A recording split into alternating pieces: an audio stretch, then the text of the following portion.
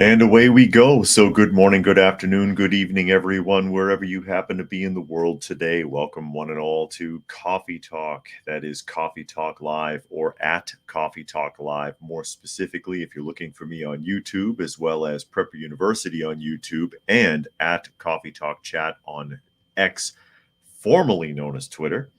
And of course, there's always Fistful of Radio. That is fistfulofradio.com. Podcasting out of Atlanta Monday through Thursday at 4 p.m. Eastern Standard Time and Friday at noon. And of course, the live portion here is on YouTube, and that is at 2 p.m. Eastern Standard Time, Monday through Friday, unless otherwise specified. And of course, I do, for those of you who are listening and not able to see what's going on, I try to read as many of the comments as is reasonable so that you can follow along. And of course, I'll go ahead and greet some of the people that have chimed in thus far. I see Helter is here this afternoon. Donna Beaver, who reminds everybody to please do give it a thumbs up. Yeah, couldn't hurt. Dragon is here. Urban Angst. Brian is here. Boogers is here. Places You Can't Go is here. Delo. Bingo. Carrick is here. Semper Fi is here. Preparedness Veteran said he's been a long time, had the C virus since Christmas, not good, just recovering now. Oh no. Cyberjack Sr. is here from Maryland. And Armored Ghost says media is still lying 24/7. They're obsessed with Putler and Gaza. Yeah, 24/7. It never stops. It makes me think of the film V. If you saw V or you read the story, and the ministry decides to intensify the advertising on the media. They said, show everybody how bad it is everywhere. Don't let them forget how badly they need us. If you recall that. And the people are sitting there watching the televisions, and they're like, oh, you got to be kidding me, because they don't believe it, but they're too afraid to say anything, which is a point very well made in that particular film. As we get ready to roll into the news, excuse me, Urban says they're trying to distract from the Epstein files because they might all be on that list. I'm sure they are trying to distract from it, and I'm sure whoever is on there is still going to be very well protected in the long run. There's still going to be redactions. There's still going to be incomplete information. You'll see names, but you can't link anybody, or you can't prove anything. You know how it goes. And I see Mocha is here. Mocha's here. As we get ready to jump in, it's a little something about Donald Trump. It's a little something here about Donald Trump and why it is he should not debate Joe Biden. And this comes from the Business Insider. And it says, top Democratic senator says that Biden should think twice before agreeing to debate Trump. It's just an opportunity for him to display his extremism. Is that what it is? That's why. So what does he say? It says Trump has been refusing to debate his primary rivals, but he says he wants to debate Joe Biden. He has been refusing to debate the primary rivals because they're not rivals yet until they whittle those guys down. For example, there's no point in debating Chris Christie. He's not going anywhere. He's just wasting money. When they got it narrowed down to like a couple of people, that's when you would bother. That's when you would bother. But most of the people that are on the primary ballot, they're not worth messing around with right now. It says, but some allies of the president are warning that may be a bad idea. The Biden campaign had not yet committed to participating in general election debates. He didn't debate the last time. As Democrats look towards an expected rematch between former President Donald Trump and President Joe Biden later this year, some are warning that agreeing to debates are a bad idea. I would think twice about it, Senator Dick Durbin of Illinois, the second highest ranking Democratic senator, told The Hill. It's just an opportunity for him to display his extremism. Oh, it's got nothing to do with the fact that Joe Biden is a blithering idiot behind the microphone. Whether he's putting on an act or he really has dementia, it's like debating a lollipop. There's nothing there. There's nothing there. He just blithers. He blithers on. And God forbid he picks up the microphone and starts walking around and gets away from the teleprompter. They don't want him to debate Trump because Trump will pick him apart. Trump is still sharp. Like him or not, whether you agree with him or not, he's sharp. He doesn't need a teleprompter. He doesn't need a speech. He can answer the questions. Biden can't. Everything Biden does is on a teleprompter. You take him out of that box and he is lost. He's lost. He's a puppet, basically. So no, they don't want him to debate him. It's not because, Trump will have a platform for his extremism. If he wants to be extreme somewhere, it's not that hard for him to get on TV. So he doesn't need the debates. It says Democratic Senator Chris Coons of Delaware, a close ally of Biden, told the outlet that Trump's conduct at the 2020 debates and the former president's refusal to debate his GOP primary opponents would make a pretty strong case for not dignifying him as a candidate by sharing a debate stage. Trump, meanwhile, has shown an eagerness to debate Biden that he hasn't shown towards his rivals, such as Florida Governor Ron DeSantis or former Ambassador Nikki Haley. Nikki Haley ain't going to win. And Ron DeSantis, he might come in a close third behind some of the other candidates. Why bother to debate them? It would be a waste of his time this early. Wait and see who's going to pop up. Oh, and I see All People has joined us. And Preparedness says, I expected the political mud slinging to escalate. Should be pretty entertaining and ridiculous. Yeah, pretty much. And Henry says Biden can't even use a teleprompter and cue cards. His teleprompter is massive. It's like 4 times the size of a normal one. I've seen them. You know, they're like a clipboard. And then his is like a big screen television. And he still can't follow it. And that's why he squints all the time. If you've ever seen him, he's always like this. It's because he can't freaking see. He's like, what does it say? And then he doesn't take his cues. He doesn't listen. It's embarrassing. Urban says no debate is possible with Biden. Everyone knows it. They won't admit it. They won't admit it, but they know that he would be picked apart in a debate. He was picked apart in the 2020 elections. Still won, but he looked like a fool in the 2020 elections. I mean, even at one point, you might recall, Trump says, listen, should I just talking to the moderator, should I just take my questions from you? Because obviously you're the only one giving any answers here. I don't know if you remember that. It was something like that. I'm paraphrasing a little bit.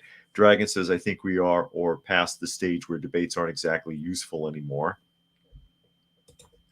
And All People said, any opinion on the fan Will scandal about her going on an intimate vacation with the guy she hired to prosecute POTUS Trump? Who? Oh, Fannie Willis. She's stalling. You're talking about the accusations being put against him in court in Georgia. Yeah, she's trying to stall on purpose. She's trying to stall on purpose. She's trying to drag it out. And speaking of Georgia, I caught this hidden in the news talking about Stacey Abrams. And I wanted to share that. And this comes from State of the Union. It said, heard no testimony, seen no evidence. Judge erupts on left-wing voter advocacy group. And there's Stacey Abrams again. Oh, and I see Gary Edwards is here. Glad you could make it today. We were just explaining why it is that they think that Biden shouldn't debate Trump. And we're going to roll into Stacey Abrams or roll over her. There's a big girl. It says Stacey Abrams faced a setback after a judge ruled in favor of True the Vote, dismissing her claims of voter intimidation. The judge found that True the Vote's actions did not violate civil rights as alleged by Abrams. While True the Vote's win was celebrated, the judge faulted the organization for a messy submission of voter data. U.S. District Judge Steve Jones wrote, "Not only have plaintiffs failed to overcome the fact that their actions did not result in any direct voter contact or alone include or direct county boards of elections to pursue an eligibility inquiry, but there is no evidence that defendants' actions caused or attempted to cause any voter to be intimidated, coerced, or threatened in voting." Catherine Engelbrecht, founder of True the Vote, said, "Today's ruling sends a clear message to those who would attempt to control the course of our nation through lawfare and intimidation. American citizens will not be silenced." Yeah, they kind of are being silenced, but that's a different story. TTV's list utterly lacked reliability. Indeed, it verges on recklessness. The court has heard no testimony and seen no evidence of any significant quality control efforts or any expertise guiding the data process, wrote Judge Jones. Fair Fight Abrams organization expressed disappointment and highlighted the challenges in holding organizations accountable for voter intimidation. Is that a thing? You know, she has plagued Georgia with frivolous lawsuits for years. Again, I'm in Georgia and I've been watching this for years. She has been plaguing Georgia with frivolous lawsuits, wasting the court's time and wasting taxpayer money because those lawsuits are taxpayer funded. She pays herself to do this.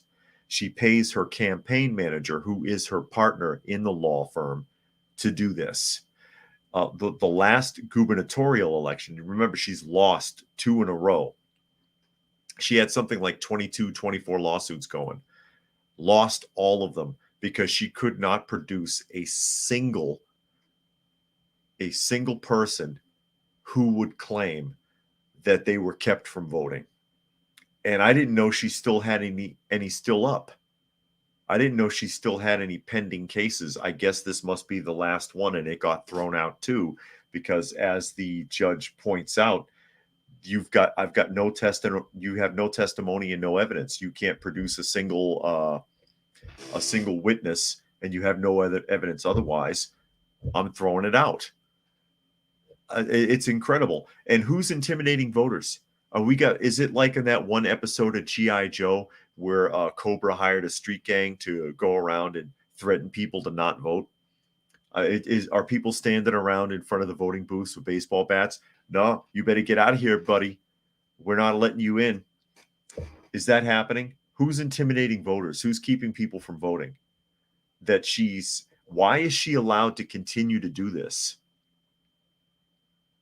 Why is she continuing to be allowed to waste the court's time and waste taxpayer money in bullshit lawsuits that go nowhere, and pay herself well to do this? Because she's not doing it for free. It's incredible. Gary says, "Hear no evil, see no evil, say no evil."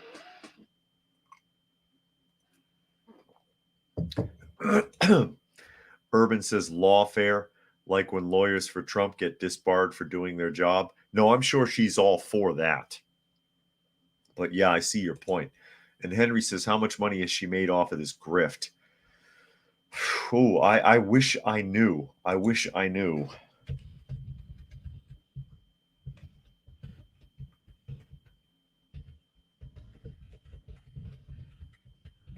If you could even find it, try to. Okay, there is something on here about it. I'm going to pull this up. I did find something searching for that, Henry. And I'm going to show you here in a moment. So don't go away. Gary Edwards says, can't intimidate a mail-in voter. No, you can't. And Spectre says they moved. They're out of the country on 128 acres, 2 weeks of hell, and it's finally done. Wow, good. And 500 Magnum has joined us here today. Glad you could make it. Now, that's good, Spectre. If you can get out of the urban environments, that's a great thing. All People says Stacey Abrams is almost as creepy as Hillary Clinton.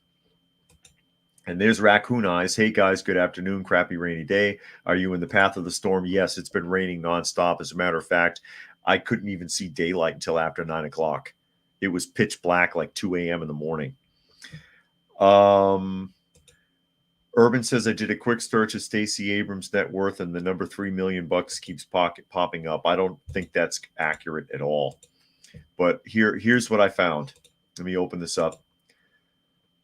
And it says here that voting rights organization founded by Stacey Abrams, and this is in 2022, spent more than $25 million over 2 years on legal fees, mostly on a single case, with the largest amount going where?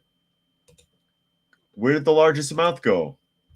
You messed me up. Hold on. Let me open the Politico article. But yeah, it's been raining very intently here. This is Politico. Abrams' campaign chair collected millions in legal fees from voting rights organization. There she is. See, vote. Because that's her thing. She says that people, especially people of color in Georgia, are kept from being able to vote. There's no evidence of that. Zero. So Atlanta, the voting rights organization founded by Stacey Abrams, spent more than $25 million over 2 years on legal fees.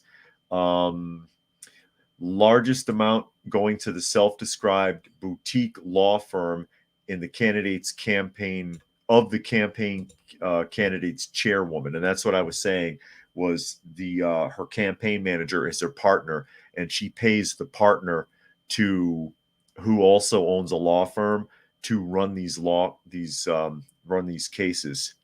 Allegra Lawrence Hardy, Abrams' close friend who chaired her gubernatorial campaign in 2018, and her current bid, because this is an older article, so they're talking about the election, the gubernatorial election that just passed, versus Brian Kemp, is one of two named partner in Lawrence and Bundy, a small firm of fewer than 24 attorneys. The firm received $9.4 million from Abrams Group Fair Right Action in 2019 and 2020, the last years of which the federal tax filings are available. Lawrence Hardy decided to comment on how much her firm is collected from, or declined to comment how much the firm is actually collected from Fair Fight in 2021 and 2022. Fair Fight Action has maintained lawsuits which ended last month when a federal judge ruled against the group on all 3 remaining claims, served an important role in drawing attention to voting inequities. But some outside the group question both the level of expenditures devoted to a single, largely unsuccessful legal action. Okay. So in the last, it looks like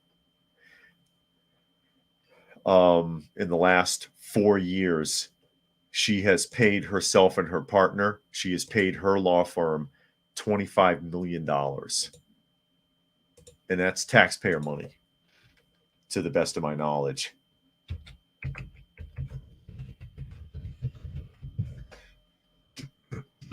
And yeah, according to this, it claims that her net worth is only $3.6 million. There's money somewhere, because that doesn't add up. That doesn't add up. Spectre says yesterday rained like hell. Now mass wins. And All People says Abrams spending tax dollars to do this. Yeah, her campaign funding, donations and tax money and campaign funding are funneled into that, to the best of my knowledge. But I mean, you've got donations, you've got tax money, and you have money that should have been spent otherwise. Again, money that was for her campaign fund that was funneled into these programs, which I'm not sure is legal, but nobody's pursuing it. And there's Max Mueller. Glad you could make it. Urban says, imagine if people like Abrams were investigated with the same level of scrutiny as Trump has been for years. And Gary says they're eating a bologna sandwich. Okay. And 500 says Stacey Abrams is nothing short of a terrorist. Preparedness says, I hear that Arizona now states that no proof of citizenship is required for federal elections. No doubt other states too. I'm not sure about that. I have not heard that. I know that Massachusetts and New York are pushing for non-citizens to be able to vote in local stuff. I don't know about federal. And 500 Magnum said Stacey would undoubtedly turn Georgia into California. Yeah, she would.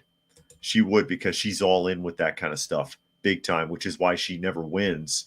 But she certainly wastes a lot of money, and she pays herself well to do it. I don't know where 3.6 million comes from. I don't believe it. And it's interesting. They make a point here in the corner. It says this is a significant increase from her net worth of 109,000 when she first ran for governor in 2018. And her rise in wealth can be attributed to her success as a voting rights activist and author, earning $6 million, mostly driven by $5 million in payments for books and speeches. So if she made $6 million as an author and activist, then how come her net worth is 3.6? And what kind of books does Stacey Abrams write, you might ask? You'll love this. You'll love this. Get ready for it.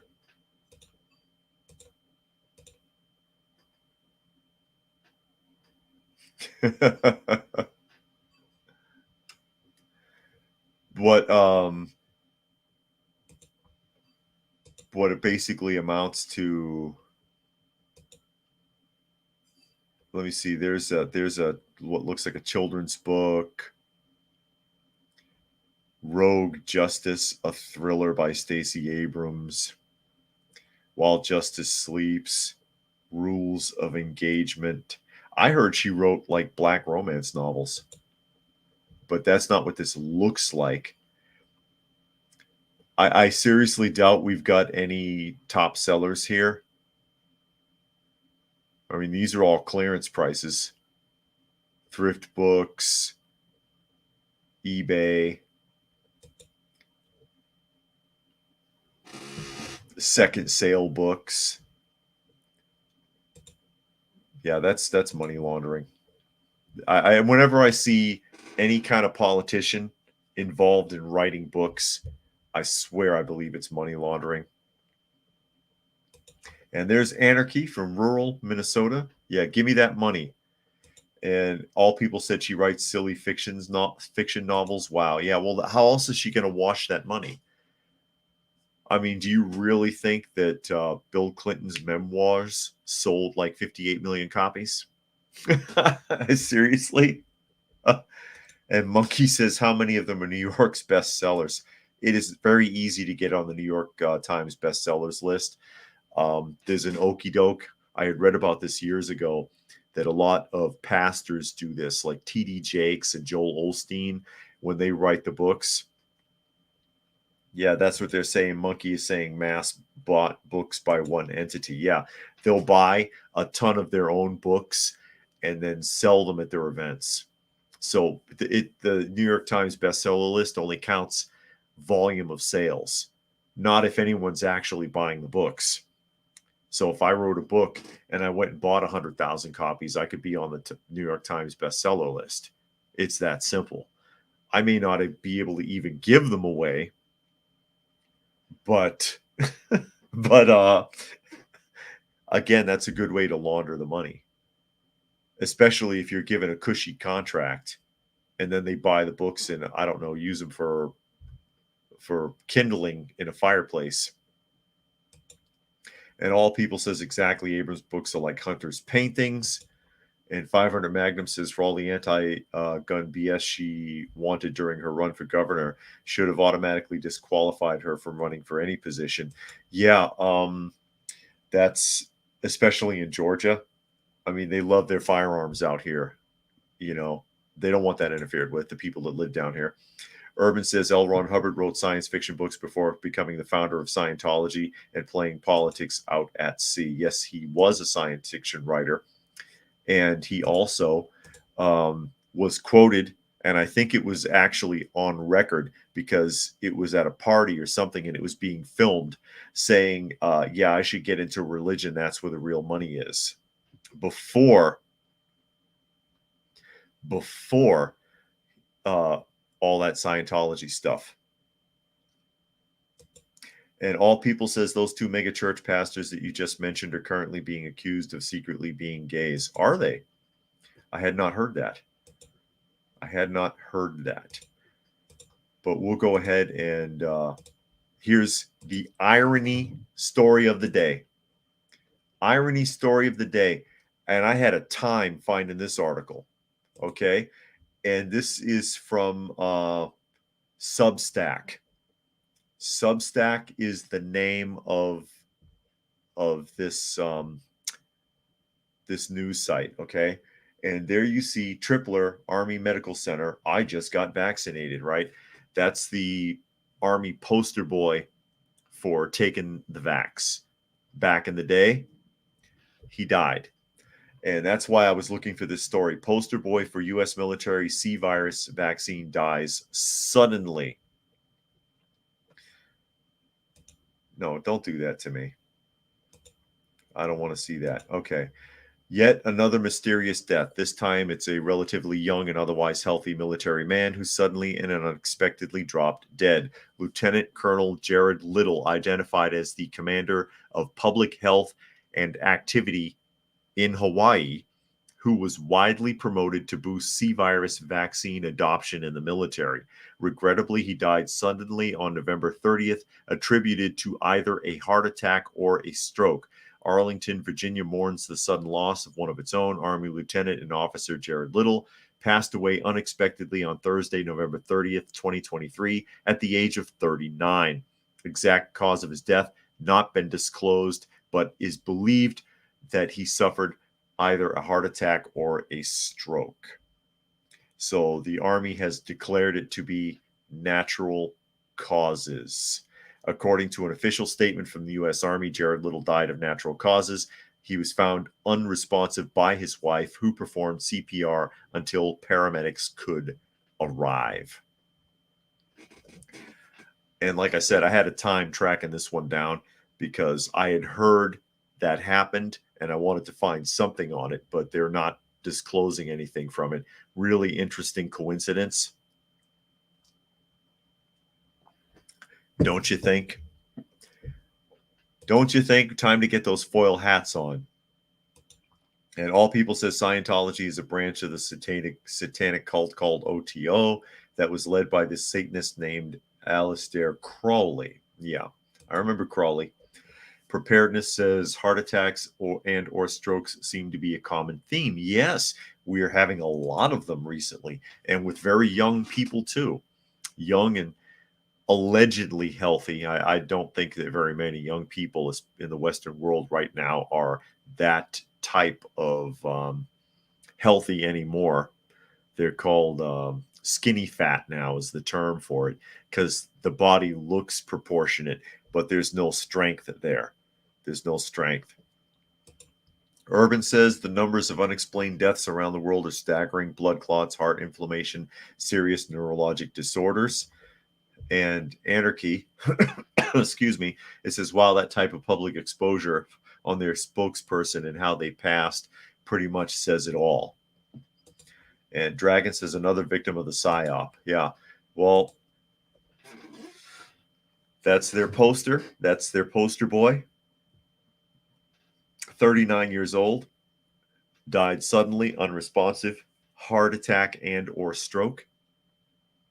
Natural causes, nothing to do, nothing at all to do with the shot. We promise. We promise. Just thought I would share that. And again, I had a hard time finding that particular article, but that's because it's embarrassing. It's embarrassing because people already suspect that the shots are responsible for a lot of strokes and heart attacks, especially with younger people, kids, teenagers. So if that was widely publicized, assuming it's true, Helter says natural causes people still think the state could ever be on their side. And then Urban says the natural cause of gene modification in vivo. Now, we've been talking a lot about irresponsible government spending recently. Irresponsible government spending. It's a pet peeve of mine. Again, I will point out that if money was managed properly, tax money, because it's easy to spend someone else's money. Who cares? We'll just tax people more. We'll create more regulations. We'll create bigger fines. We'll write more speeding tickets. There's always a way to get money out of people, right? But if they spent that money wisely, if they were good stewards of it, they wouldn't need half of what they took from us. They wouldn't need it. They wouldn't need half of what they took from us, and they could give everybody a damn break. Here's a great example. Here's a great example of government wasting your tax dollars. Are you ready for this? If it'll let me open the article, here we go. And this is from CNN. Biden administration to invest $1.2 billion in projects to suck carbon out of the air. Yeah, you heard it right. They're going to build giant vacuum cleaners. And they're going to suck carbon emissions out of the air. And they're going to spend $1.2 billion of your hard-earned tax money to do it. The Biden administration on Friday announced its first major investment to kickstart the U.S. carbon removal industry, something energy experts say is key to getting the country's planet-warming emissions under control, because Lord knows we have more carbon emissions than anyone else. It's not China. It's not India. What are we, like number 70 on the list of countries for carbon emissions? But somehow it's always America. Direct air capture removal projects are akin to huge vacuum cleaners sucking carbon dioxide out of the air using chemicals to remove the greenhouse gas. Once removed, CO2 gets stored underground or is used in industrial materials like cement. On Friday, the U.S. Department of Energy announced it is spending $1.2 billion to fund 2 new demonstration projects in Texas and Louisiana, the South Texas District Air Capture Hub and Project Cypress in Louisiana. Oh, I'm trying not to laugh. These 2 projects are going to build these regional direct air capture hubs. U.S. Energy Secretary Jennifer Granholm told reporters that means they're going to link everything from capture to processing to deep underground storage all in one seamless process. Really? Oh my God. Granholm said the projects are expected to remove more than 2 million metric tons of carbon dioxide from the air annually once they are up and running, the equivalent of removing nearly 500,000 gas cars off the road. The machines are being built to essentially supercharge the natural carbon removal already done by trees, bogs, and oceans, which is not happening fast enough to capture fossil fuel emissions at the scale humans are emitting them. Well, quit chopping all the damn trees down and quit filling the bogs in with sand. Why don't you start there? Because they kill everything out here. You can't have 2 trees standing next to each other without a developer coming along and plowing it. Okay? Why don't you try letting the environment do what it's supposed to do? And you think windmills kill a lot of birds. Can you imagine a platform of giant vacuum cleaners up in the air? How many birds do you think that's going to snap up? Unbelievable. Oh my God. Let me catch up some comments. Booger says, wasn't the giant vacuum thing already done in Spaceballs and failed? Yeah, Spaceballs tried that. Raccoon says, what about fireworks? They can't be good either, but they don't ban those. No, they don't. Urban says, I walked into a Save-On grocery outlet in British Columbia, Lower Mainland, and they have a giant TV installed showing only CNN in Canada, forcing you to watch. And Monkey says that's not sketchy at all. Totally legit. Yeah, I know, huh? And Gary says plant soybeans. They take in lots of carbon dioxide. Preparedness is absolutely ridiculous. I don't know who rubber stamps these projects, but someone is going to get rich from them. Yeah, and how expensive is that going to be to continue to process? Storing it underground? How much carbon do you think you could store under the ground? What are they going to do with it? What are they going to do with it? It's going to cost more to process all that than the benefit. It's kind of like recycling. Recycling barely works. It costs more to recycle than it does to throw the stuff out. So recycling has never really been that beneficial. It's never really worked properly because it costs too much. Helter says carbon capture is hardly a viable practice. It is yet another scapegoat solution that has been painted as some sort of miracle practice by the same people who are profiting off the destruction of the earth. I agree. Urban says when they say equivalent, they never show the numbers that are being compared. Yeah, 500,000 cars a day, a week, a month, a year. What is the comparison? They don't tell you. And Anarchy says they need to drop about 10 of those and see in Canada. Dragon says carbon capture is a scam and is an excuse to continue the status quo of burning stuff. Yeah, this makes no sense to me. This makes no sense to me. And that's a lot of money to dump into it. It says another project in Iceland that opened in 2021 removes about 10 metric tons of CO2 every day, roughly the same amount of carbon emitted by 800 cars in a day. At the time, the project's operator, Climeworks, said it was the largest in the world. So they built this big, expensive plant to suck carbon out of the air. And it only can produce the equivalent of about 800 cars a day. How much does it cost to run? And is this a system that harms birds? Or is it dangerous to the environment, to the natural animals or wildlife of the environment? That would be my question. Oh, thank you, Anarchy. I got that mixed up. He said CN equals China, CA Canada. Yeah, I thought it was. I thought you were saying Canada for some reason. Henry says, I bet Pelosi will be buying stock in the companies that get the contracts. Yeah, I know. You should buy stock in those companies because for at least the first couple of years, because they're going to get a ton of money. They're going to get a ton of money from the government until they realize it doesn't work. And there's Climeworks, by the way. That's a short video clip of Climeworks and their machine that filters the air and stores it someplace.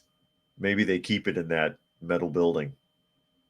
Well, there's other structures on the property further off in the distance, but you can't see what they are. You just see this set of fans, and they got the building here, and they got some exhaust back there in the background. It won't let me pause the video, so I can't show you. There's exhaust in the background, some power lines. See, there's a concrete, and there's another building. Climeworks. Oh my God. $1.2 billion that you will not get back. Speaking of money that you won't get back, here's another $1 billion drop in the bucket. This is a Fox News article. Biden administration drops nearly $1 billion on green bus program that the inspector general warned was unfeasible. We've been talking about this a lot. The electric buses don't work. They cost 3 times the price of a traditional school bus. You're sitting on top of batteries. There's radiation. There's the risk of spontaneous combustion. They don't work in cold weather. Billion dollars. Yeah, let's throw some more money into the program. The Biden administration is dispersing nearly another billion because they've already put money in this in federal grants for school districts nationwide to decarbonize their bus fleets. That's the new thing now, decarbonize. Despite recent Inspector General findings casting doubt on the program, the Environmental Protection Agency, in a joint announcement with the White House, said it has selected 67 applicants to receive approximately $965 million to purchase electric and low emission school buses. The funding means that the agency has now awarded nearly $2 billion for thousands of new buses across hundreds of school districts under its Clean School Bus program, which was created in the late 2021. As part of our work to tackle the climate crisis, the historic funding we are announcing today is an investment in our children. That's a lie. Their health and their education, Vice President Kamala Harris said in the statement. It also strengthens our economy by investing in American manufacturing and America's workforce. Today, we're once again accelerating the transition to electric and low emission school buses in America, helping to secure a healthier future where all our children can breathe clean air, added EPA Administrator Michael Regan. Thanks to President Biden's historic investments in America, thousands more school buses will hit the road in school districts across the country, saving school districts money and improving air quality at the same time. Oh my God. You're not saving anybody any money if it's tax dollars. Okay? You're not. Nobody is saving any money if it's tax dollars paying for it. No one. They did say one thing that was true though. I gotta admit it. Okay, where Kamala says it also strengthens our economy by investing in American manufacturing and America's workforce rather. True enough, most of the electric buses are being manufactured in the United States, although not all the companies are American companies. I'll make that point. They are being built here. The majority of them are being built here. I think the top 9 or 10 buses are in the US, but they're not all American companies. Okay. Gary Edwards says, I used to sell Filter Queen vacuum cleaners, great little air filter. That's all we need. Put one in every house. Give me a grant for that. Preparedness says, I hope for America's sake, Biden and his clowns do not get voted in. They made it in the first time. 81 million votes, ladies and gentlemen. What are you going to do? Urban says, speaking of the new green religion, this all reminds me of church indulgencies. Drop your coins for the future, sinful humans. Yeah, pretty much. And Dragon says, each bus will require its own charging station at each parking spot in the lot. To accomplish that, the entire parking lot will have to be completely torn up and wires laid. Not effective. Not only that, but they'll need their own transformer station nearby to divert power, because that's a lot of buses. The bus yard that I was on, and this is just Topeka, Kansas, I want to say they had 109 buses on the lot. And that Topeka is not that big. So, I mean, that's a lot. That's a lot. Rodney says 81 million votes. In other news, I heard that John Candy's about to qualify as an Olympic sprinter. Is he? He did lose some weight. John Candy lost a lot of weight. But yeah, again, if it's tax money, there is no savings. It is being manufactured in the United States, but not all those companies are American companies.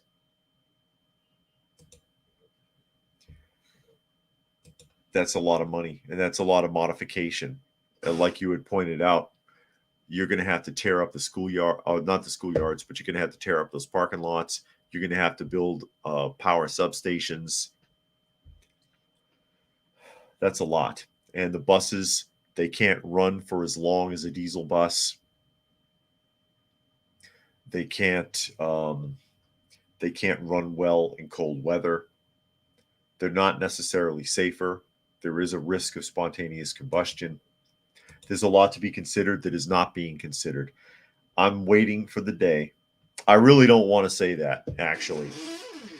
But there could come a time where there could be a spontaneous combustion incident on an electric school bus, and those kids are trapped. Those kids are trapped. And I say that because I think specifically, as you all may be aware, typically there are no seatbelts on a school bus. And, people complain about that all the time. Why are there no seatbelts on the school bus? That can't be safe. Well, it is. It's actually safer than if there were.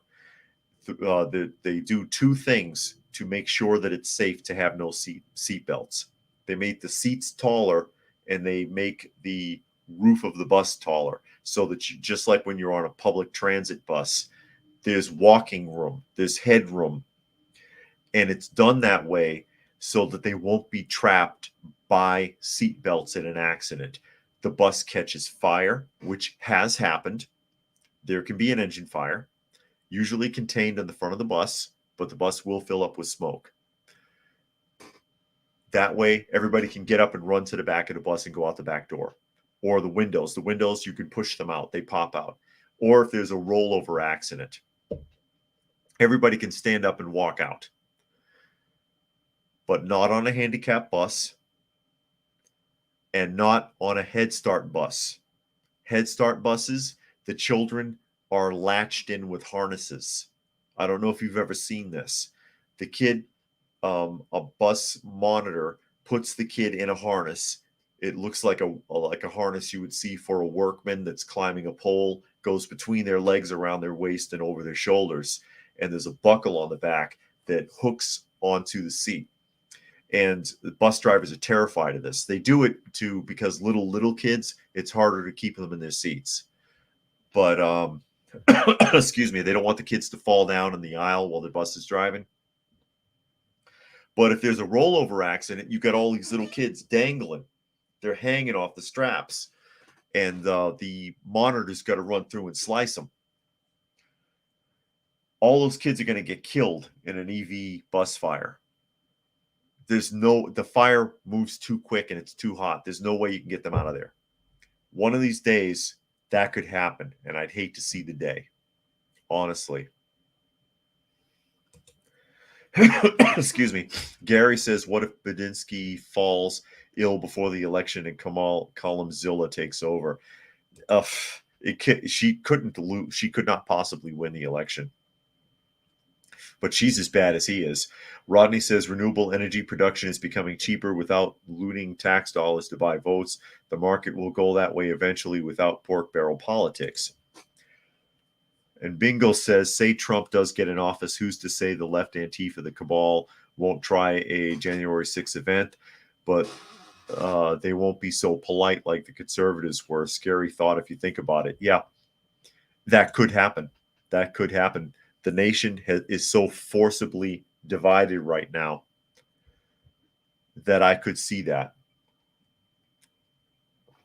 Urban says EVs are extremely heavy compared to regular gas vehicles. Do people ask themselves where all the extra weight comes from? Nope, they sure don't. And Carrick says, and what they are using for power. Yeah, they don't care about that either. Because again, and I've mentioned it several times, in the United States anyways, roughly 80% of the power being generated is coming from essentially coal-firing plants.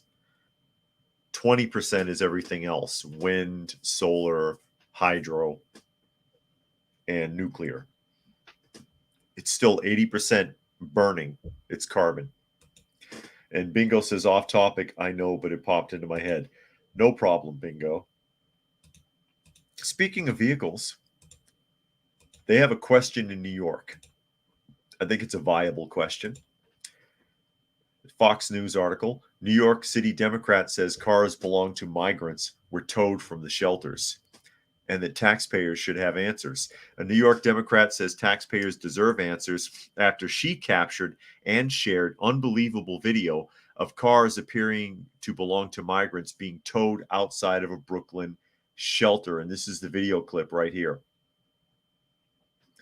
of cars being towed. They're new vehicles, SUVs and pickup trucks. It seems like they're having more resources, this is a quote, than the average American. So we deserve answers. Assemblywoman Jamie Williams, who represents Southeast Brooklyn area neighborhoods like Marine Park and Cannersile, told Fox and Friends First on Monday. As soon as the tow trucks arrived on the scene, we saw migrants running out of the tents, saying it was their vehicles and it belonged to them. Actually, one of the migrants had a title in his hand. That was just really concerning. Where did they get the vehicles from? 5 vehicles illegally parked outside Floyd Bennett Field were towed Friday night, according to New York Post. In Williams' video, 2 of the vehicles appear to be SUVs, another appears to be a pickup truck. Williams herself counted 5 cars and 1 truck. That's what was getting towed, saying the vehicles did not have license plates. Have you gotten any answers as to where these migrants got the vehicles in the first place? Co-host Todd Puro asked. We have not gotten any response from anyone. This morning we will be working on that, but as of right now, nothing, she replied. Meanwhile, the city's residents grapple with the costs and chaos of migrant overflow, prompting New York City Mayor Eric Adams to speak out about the struggles on multiple occasions and slash budgets to deal with related expenses. How is an illegal immigrant in a tent able to get a brand new SUV? I can't afford a used car. What the hell? Did I miss something? Excuse me. H12 says, imagine what it would look like if the charging station was hit by lightning with all those buses. Oh, it would be the towering inferno. Because the fire will, if you've ever seen a fire at a charging station, I have. And you can find video footage of it. When the fire streams out under the vehicle, it'll ignite the vehicles next to them. The whole row of charging cars goes up in less than 2 minutes. An entire bus yard with 200, maybe more buses in it, all electric. Oh my God, it'll be like a tire fire. Have you ever seen like a tire storage yard on fire? It cannot be put out. That would be devastating. Raccoon says, who bought them cars? That's a good question. Where'd they get the money? Where'd they get the resources? Who let them get a title and they're not a citizen? That shouldn't be allowed.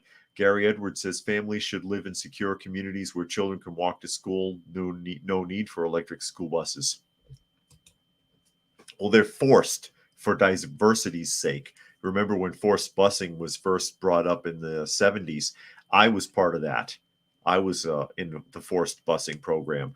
They had me riding around for 2 hours every morning to get to a bus in an all-black neighborhood so they could integrate it. And I was still only one of like 3 white kids in the class. And that was in 1st through 3rd grade. Urban says, were the migrant cars towed because they were too gas guzzling? Oh, no, I see what you're saying, but they were illegally parked, apparently. Preparedness says one of our green plans in the UK is to import logs from America by ship. Okay. And all people said, did you hear about the 60-year-old 90210 actor Ian Ziering that was attacked by 5 individuals on mopeds who mainly they think are illegals? No, I did not hear that.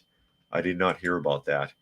And Preparedness says, I cannot imagine illegals have the safest of cars either. They look new. Helter says, I've seen videos of immigrants wearing designer clothing in front of their 5-star hotels, mopeds. Yeah, and we read that article about the mopeds a few weeks back. There's a huge uptick of moped thefts and electric bike thefts in New York, and they're lined up in front of these hotels. That's where they're finding them all. So because remember, this is the culture a lot of these people are coming from, snatching people off mopeds right in the street and stealing them. tearing the license plate off and parking it at the hotel where they're staying. They've been finding thousands of them in that way. Gary Smith says they have cars but are still living in tents. Yeah, must be nice. And Urban says Ian Ziering had his daughter in the car with him and they were not harmed. This happened in December, and then the story kind of disappeared. I don't remember that. I don't remember hearing that. But yeah, Eric Adams, explain that. Why don't you? How is that happening? I have no idea. I have no idea how that's happening or why. But yeah, I mean, I don't think I could get a car loan. I need to cross the border. One more here from the Washington Examiner. There's everybody's friend, your friend and mine, Nancy Pelosi. What is she, about 186 now?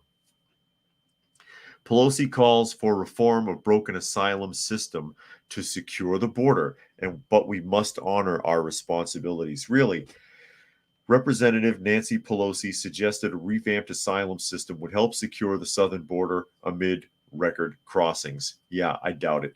Pelosi appeared on This Week Sunday to respond to a U.S. Customs and Border Protection report stating it processed more than 302,000 people at the U.S.-Mexico border in December. The 83-year-old, oh, she's older than that, come on, representative agreed that the border needs securing. Yeah, it needs securing, but we don't want you to do it, is what this is going to blow up to. Quote, we must secure our border. That's for sure. There's no question about that, Pelosi said. But we also must honor our responsibilities in terms of asylum and the rest. And the president has had that in his proposal. And what they say is, oh, it won't make a difference. No, it will make a difference. Let's get the job done. Let's do it soon. And we certainly are not going to shut down government. Wow, what a word salad that is. It's like 5 different points and she tried to cram them into a sentence. None of that fits together. Has she got dementia too? The former Speaker of the House dismissed Representative Mike Johnson's warning that a solution is not reached at the border. The Republican majority will spark a government shutdown. Quote, well, we can't have a government shutdown. Let's be grown up about how we deal with our responsibilities, Pelosi said. But I will say this, and it was said in your preview here, the president has put forth a proposal in the supplemental to address the concerns at the border, and the Republicans will not allow it to be brought up. They reject his solution to it. He doesn't have a solution. His solution was, if you let me give $61 billion to the Ukraine, I'll give $2 billion to the border for security purposes. And I'll set a limit of 1 million border crossers a year, which if you make a precedence by setting a limit, it'll be hard to undo that. That was a complete okie doke. That's not a solution by any means. So it should have been rejected. No, we don't want to give $61 billion to the Ukraine. The border should have been your priority anyways. $2 billion is a slap in the face. I think it was $2 billion. It might have been less.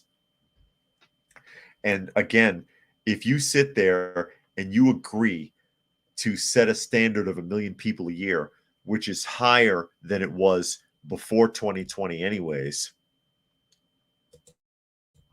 then it'll be a nightmare to try to undo that. You'll never get it undone. You'll never get it undone. Dragon says Williams is complaining she should do her job instead of adding fuel to political fires. Absolutely. And Gary Edwards says expensive clothes and cars today, blue UN helmets tomorrow. It could be. And Rodney made a donation to the channel. Thank you, Rodney. It says the flood of very well-funded illegals is clearly part of the uniparty plan, who take their marching orders from the WEF. It sickens me that our so-called leaders are nothing but corrupt scumbags. I couldn't agree more. I absolutely get what you're saying. I get what you're saying. Because it is weaponized against the people, and it shouldn't be allowed. It shouldn't be allowed. Every country should have the right to secure its border, and they're not being allowed to. They're not being allowed to. But I'm going to go ahead and one more here. Gary Smith says, honor our responsibilities to whom? The southern border states. No, to the evil overlords that keep her alive and pay her grift or graft, depending upon your pronunciation. But with that, I'm going to go ahead and start wrapping things up. We're at the top of the hour. Again, this is Coffee Talk, or at Coffee Talk Live on YouTube, as well as Prepper University on YouTube, and at Coffee Talk Chat on X, formerly known as Twitter. And also, there's always Fistful of Radio, fistfulofradio.com, podcasting out of Atlanta Monday through Thursday at 4 p.m. Eastern Standard Time and Friday at noon. Special thanks again to Rodney for making a donation to the channel. Always appreciated. Goes a long way. Every little bit helps. I never complain. I'll never complain. We do a lot with the shelter pets and everything, so it's always appreciated. And of course, thanks to everyone else who was able to join us here today and be part of the conversation. Hope you got something out of it. And with that, I will go ahead and sign off, and we will catch you all again tomorrow.